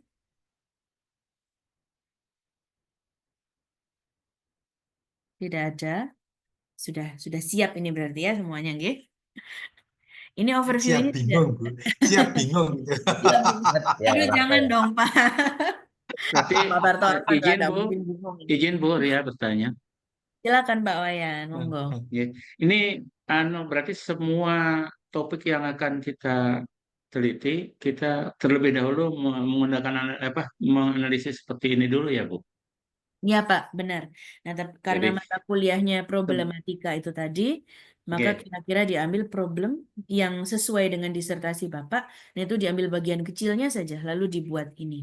Jadi ini sekali buat jalan, jadi dianalisis baik baik menggunakan bibliometrik maupun sistem SLR. apa SLR-nya. Oke. Nah, Jadi kalau itu kita, terserah terserah Bapak Ibu sekalian. Jadi, oke. Tapi pada intinya semua apa yang akan kita angkat kita analisis dulu, baru kita melangkah selanjutnya. iya, begitu, Pak. Ha-ha. Jadi Terima makanya kasih, Bu. saya sama-sama, Pak. Saya berikan 2 contoh. Mau biblio, saya cuma mau lihat trennya aja deh, Bu. Tahun berapa, menghasilkan berapa. Atau kalau saya mau lihat kontennya. Setelah mengumpulkan, saya ingin memfilter-filter dan dipreteli satu-satu terserah.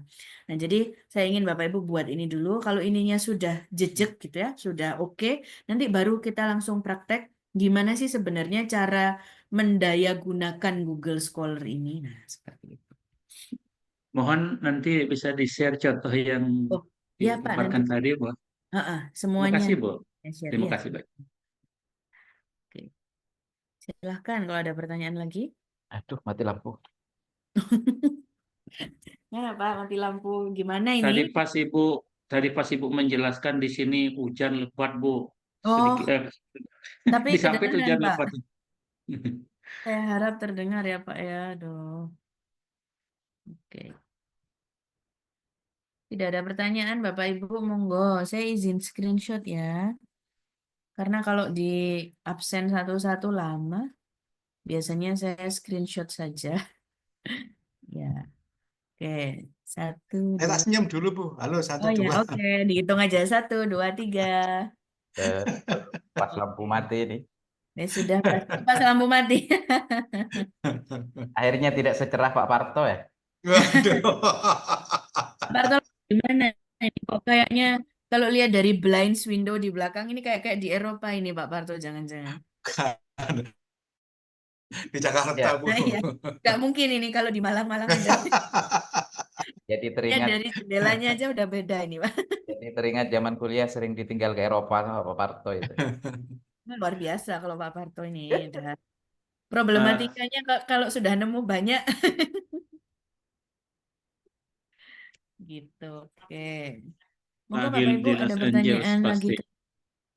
Izin Bu Ria ingin bertanya. Tadi kan Bu Ria sudah menyampaikan bagaimana eh, tahapan-tahapan yang harus dilaksanakan ketika ingin meneliti SLR atau bibliometrik.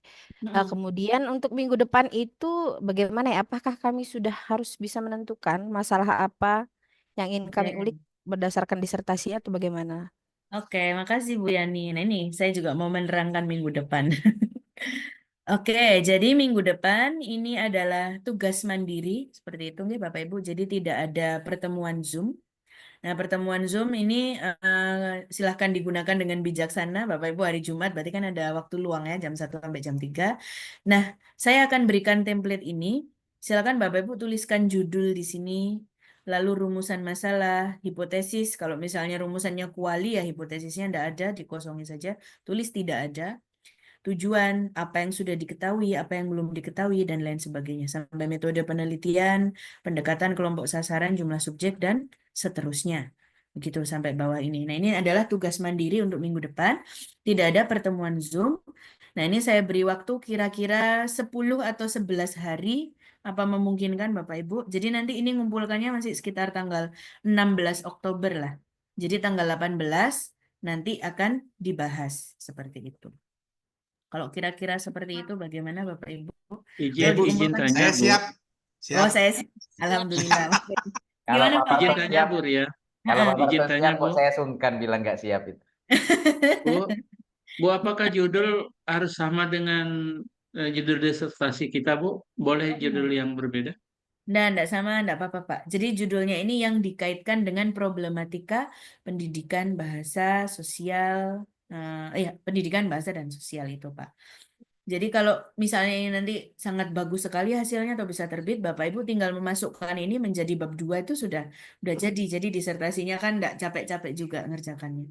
Intinya systematic literature review itu adalah kajian pustaka, gitu sih Bapak Ibu. Jadi Saya harap kalau dikumpulkan tanggal 16, nanti beri saya waktu sekitar 2 hari, mungkin akan saya koreksi. Nah, tanggal 18-nya itu kita bahas. Kira-kira ini salah-salahnya di mana, atau apa yang mau ditanyakan, seperti itu. Jadi, saya beri waktu sekarang mulai tanggal 4, nggih. Nah, begitu. Oke, silakan Bapak Ibu, kalau ada pertanyaan. Ya Bu, insya Allah kerjasama Pak Wayan itu dulu, Pak Wayan siap lah. Bisa. Luar Ketuanya biasa. Pak Mohon Wayan. mohon Harus mohon siap ya di-share Kang Buria, bukan siap nggak mohon sih? di-share Oh iya. pertanyaannya ya, Bu. Oh iya, semuanya saya share nanti Pak, termasuk Iya, ini siap, siap. dan Iya, contoh iya. yang tadi dan juga contoh-contoh bibliometrik dan SLR yang sudah jadi. Nah, kalau Saya bahasa Inggris, bahasa Indonesia itu saya nanti selalu bertanya dengan Pak Suparto nih, iya. ahlinya. Oh, ngawur, ngarang Oh iya, jadi beneran ahli ya kalau Bu ini ya. sudah ahlinya Kalau ahli ini Pak.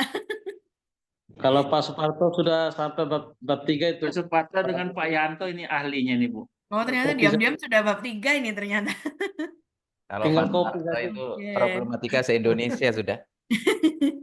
Kalau translate saya rasa Bapak Ibu enggak perlu bingung ya. Jangan awal itu. Kamera saya error. Ojo kacau. Di sini tambahan. Kalau translate zaman dulu kan, ya zaman sekarang juga sih masih pakai Google Translate. Tapi kalau Bapak Ibu ini saya yakin HP-nya bagus-bagus. Sekarang tuh kan di foto aja udah langsung berubah bahasanya kan. Cuma kekurangannya ya tulisannya kecil-kecil gitu aja. Tapi kan sekarang di fitur kamera itu kalau kita ambil foto, ada tulisan T. Nah itu kan apapun yang kita foto, kalau misalnya dalam bahasa asing langsung akan ditranslate ke dalam bahasa Indonesia. Jadi nanti kalau misalnya mau baca jurnal atau apa, tinggal di screenshot aja, terus di T kayak gitu. Kalau dulu Google Translate kan masih copy paste dan lain sebagainya. Itu kamera biasa ini ya, kamera yang bagaimana itu? Itu Ibu? HP saya Saya juga. ini, Ya seperti punya Pak Yanto itu. iya, HP saya saya ini juga begitu, Samsung. Bu ya. Kalau Bapak Ibu ini HP-nya sudah iPhone, sudah bisa lah ya. Saya ini Samsung tahun 2021 aja bisa kok Pak. Samsung A berapa ini? A33 apa Saya berapa? Ada. Wah, saya perlu mau diajarin tunggu itu. saya mau Oh yang tunggu T kiriman ya, dari ada Bu T ya. Yani Surya. Iya, oke. Silakan Bapak Ibu kalau ada pertanyaan lagi. Video saya error ini kenapa ya? Oke. Oke. Jadi itu tadi dan ini beberapa contoh SLR. Nah, nanti mungkin kalau sudah mulai akrab dengan SLR kita bisa menulis bareng-bareng gitu satu kelas. Ini alhamdulillah saya ada sudah 3 gitu nggih yang dihasilkan, nanti akan saya share semua dan semua bentuknya persis. Cuma yang ini kok agak buram. Jadi SLR itu memang ya alhamdulillah sudah. Kalau Fast Viewers justru tidak begitu akrab karena biasanya saya ngerjakan sama teman itu beliaunya yang ahli Fast Viewers. Kalau saya lebih lega mengerjakan yang seperti ini ya, dikumpulkan dulu pakai Google Scholar, pakai alat, lalu kalau analisisnya dikerjakan sendiri secara manual. Nah, seperti ini. Jadi benar-benar kita baca itu jurnal-jurnalnya seperti itu. Kalaupun seperti Pak Mas Sodi tadi mau pakai SciSpace, Bapak Ibu sudah sering pakai SciSpace nggih saya rasa. Ada lagi yang satunya SciSpace itu apa ya Pak ya? Ada kok dia gandengannya SciSpace itu. Nah, itu juga bisa digunakan. Monggo kalau mau menggunakan. Nah, ini kan kalau mau yang berbayar juga murah tadi kalau kata Pak Mas Sodi tadi lewat apa namanya? Shopee. Ya, Itu tadi cuma 50.000 kalau nggak salah ya Pak. iya betul. Ya, 50.000 1 bulan dia bisa sampai 10 apa namanya? 10 artikel. Nah, ini misalnya kita coba ya, kita praktek saja. Apa ini kok error? Nah, ini di sini. Misalnya language education problematika bidang pendidikan bahasa gitu ya. Nah, ini mereka sudah langsung mencarikan jurnalnya untuk kita, Typeset.io ini. Kalau nggak berbayar itu jurnalnya cuma 5 dan saya nggak sukanya kadang jurnalnya itu ya agak ngawur itu tadi. Jadi yang Q4 yang apa itu semuanya dimasukkan. Tapi kalau berbayar agak dipilih. Nah di sini langsung. Nah ini kadang kalau nggak berbayar PDF-nya nggak ada, harus request dulu. Dia langsung menuliskan rangkumannya di samping seperti ini. Kadang bisa pakai Sci-Hub, Bu ya. Oh ya, Sci-Hub. Seperti boleh. Nah, ini kalau ada PDF-nya. Nah, ini a review of research and instruction. Ini dia sendiri sudah SLR sendiri, PDF. Kalau ini misalnya mau di-copy, Ada paraphrasernya, ada apanya dan lain sebagainya. Nah, begitu. Sampai 10 saja nggih, Pak.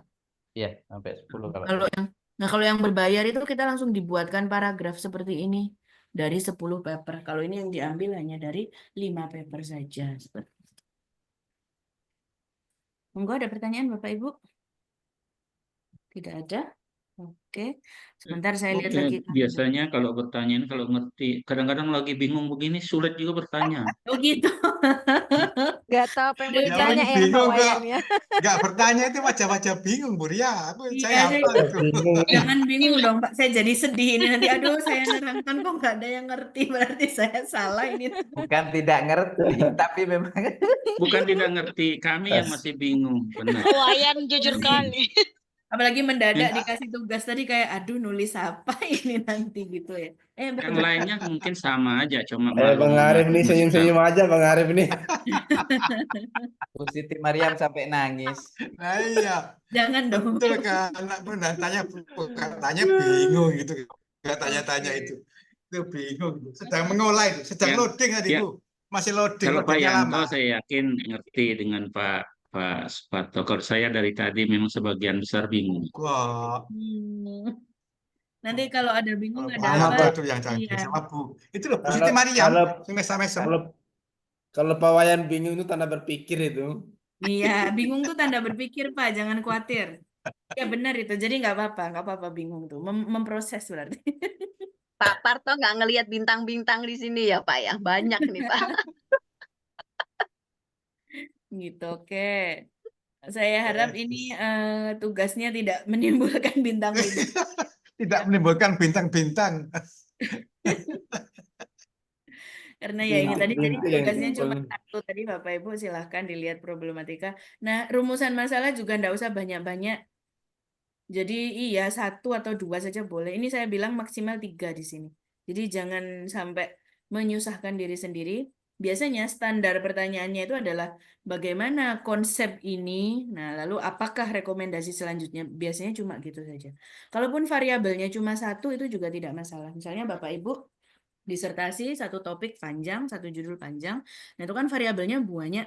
Nah, Bapak Ibu ambil satu saja yang langsung berkaitan dengan problematika itu tadi, lalu langsung tuliskan di sini. Nah, itu enggak. Kalau saya sih yang penting bisa dianalisis dengan baik seperti itu. Nah, kalau variabelnya 1 tapi ternyata konten analisis bagus sekali sampai 15 jurnal semua dibikin tabel-tabel. Nah, kayak gitu juga boleh. Tunggu ya. Oke, jadi yang ini tugasnya minggu depan tidak ada pertemuan Zoom, diganti dengan tugas mandiri. Nanti akan saya share Google Drive. Template ini selain saya share di grup WhatsApp, nanti juga akan di-share di Google Drive juga. Bapak Ibu bisa download. Ini tinggal ngasih nama, NIM, dan lain sebagainya. Oke. Tanggalnya sebentar. Terlalu mepet kayaknya. Ya sudah tanggalnya tanggal 15 bagaimana Bapak Ibu? Tapi mau tanya Tadi dulu, Bu. 16. Tadi kata 16. Iya, tadi saya Makin dimajukan Bu saya Ria. mikirnya gini, Kok Pak. dimajukan, Ini Tadi gini, 16, Bu. 15 aja ya, Pak. Kalau 16 tuh gini, Pak. Nanti Bapak Ibu kan ngumpulkannya tanggal 16. Lalu saya koreksi. Nah, tanggal 17 tuh kan saya kembalikan, Ge. Nah, saya takutnya tanggal 17 ini nggak sempat dibaca atau apa sehingga tanggal 18 itu pas pertemuan gimana Bapak Ibu? Dari yang saya coret-coret kemarin ada yang ditanyakan. Ini Ya, Waduh, baru belum mau dibaca. Bu, ini sudah tugas itu sudah dengan analisisnya ya, Bu? Oh, enggak, Pak. Enggak usah. Ini aja tugasnya. Ini aja dulu. Oh, kalau begitu bisa Besok banget. udah siap ya Bu. Pak Wayan. Oh gitu. Sudah bisa ya. Kalau itu bisa banget itu, Bu. Ini Pak Wayan Pak ini Wayan bisa banget Pak Wayan itu. enggak, saya kira tadi sudah dengan analisisnya. Oh, itu luar makanya- biasa Pak Wayan Wah. itu. Nah, Istighfar saya tadi. Tapi kalau Oh, ini enggak, insya Allah, Pak. Bu. tugasnya Saya mau ini, kesampit belajar sama Pak Wayan ini kayaknya. tugasnya ini Enggak. adalah tugas kerangka untuk bab pendahuluan, introduction, dan juga bab metodologi. Itu saja. Bahkan babnya pun belum Bismillahirrahmanirrahim. ditulis. Insya Allah bisa. Ya, amin. Bahkan babnya pun belum ditulis, jadi baru kerangkanya saja. Nanti dari Siap, sini Bu. kerangka ini kan akan saya review misalnya rumusan masalah dengan tujuannya terlalu luas atau terlalu banyak atau ada yang perlu direvisi. Nah, itu harapan saya kalau Kalau tanggal 15 Pak Parto ya. Nah, itu nanti ketika saya kembalikan, Bapak Ibu bisa kayak apa namanya? Bu, saya kurang ngerti nih kemarin yang Bu Ria coret-coret ini apa maksudnya. Nah, itu bisa kita bahas tanggal 18-nya gitu. Kalau tanggal 16 Iya, nanti terlalu mepet, jadinya tanggal 18 kita hanya iya. bertatap Siap. muka saja, terus Pak diem-dieman Ilham gitu sudah kan. siap itu, Bu, insya Allah. Oke. Tanggal Pak 18-nya Wayan nanti malam sudah kerja. cuma lihat-lihatan aja gitu. Oke, tanggal 15 nggih, tanggal 15-nya saya tunggu sampai jam 12 malam deh, nggak apa-apa. Siap, siap, insya Allah, Bu. Insya Allah. Gitu, nanti akan saya share ini. Ini kerangka saja, Pak, belum dengan analisisnya nanti. Analisisnya nanti Kirimnya lewat Drive, Bu ya. nanti linknya saya buat dulu, lalu akan saya kirim di grup beserta dengan segala contoh-contoh dan juga template-nya ini ya. Jadi biar rapi gitu tugasnya, nanti saya tinggal download, tinggal koreksi seperti itu. Mantap deh, Ibu. Terima kasih banyak, Bu. Sama-sama Pak, ya. Jadi mohon maaf ralat ya Pak, tanggal 15 deh Pak, maju sehari. Pak Wayan nih sudah siap besok ini kayaknya. Sudah jadi besok kalau Pak Wayan itu. Bisa Nah, dibantu kalau teman-temannya loh. kalau dengan analisisnya kita istighfar lah. Oh, Tapi enggak, kalau Pak. kerangkanya Ya, insya dengan Allah. analisis. Iya, kerangkanya saja dulu. Jadi pelan-pelan aja. Oke, saya harap tidak bingung lagi. Nah, ini yang mungkin tadi nggak bingung, Pak. Deg-degan karena dikira pakai analisis. Enggak kok, Pak. Senyumnya Ibu Maria membuktikan itu tuh. Sudah mulai hilang mulai senyumnya ya, Bu, ya. Maria. Saya Oke, butuh baik. waktu untuk menelaah kata-kata Ibu Ria, jadi ya saya nggak apa-apa lah Bu, nanti saya belajar. Bisa, Walaupun saya kurang bisa. paham sekarang. Bapak Ibu di sini sudah expert, ini tinggal memoles aja lah kalau kelas ini. Oke. Oke, baik, kalau tidak ada pertanyaan, ya saya akhiri. Terima kasih, terima kasih. Terima Terima kasih Bapak kasih, Ibu Ibu. sudah hadir. Sukses, sehat selalu, Ibu. Ya, insya Allah Amin. kita ketemu lagi 2 Malam minggu minggu lagi. lagi, tanggal 18 Oktober jam 1 Oke. siang. Oke. Terima Siap, kasih insya Allah. Bapak Ibu, sehat. Terima kasih. Wassalamualaikum warahmatullahi wabarakatuh. Waalaikumsalam warahmatullahi wabarakatuh. Waalaikumsalam. Pak Muhammad Fitri, senyum dong. Iya Pak Wayan. Ya, catat itu Pak Wayan. Materi pada diam. Sekarang Jadi, Hamid mana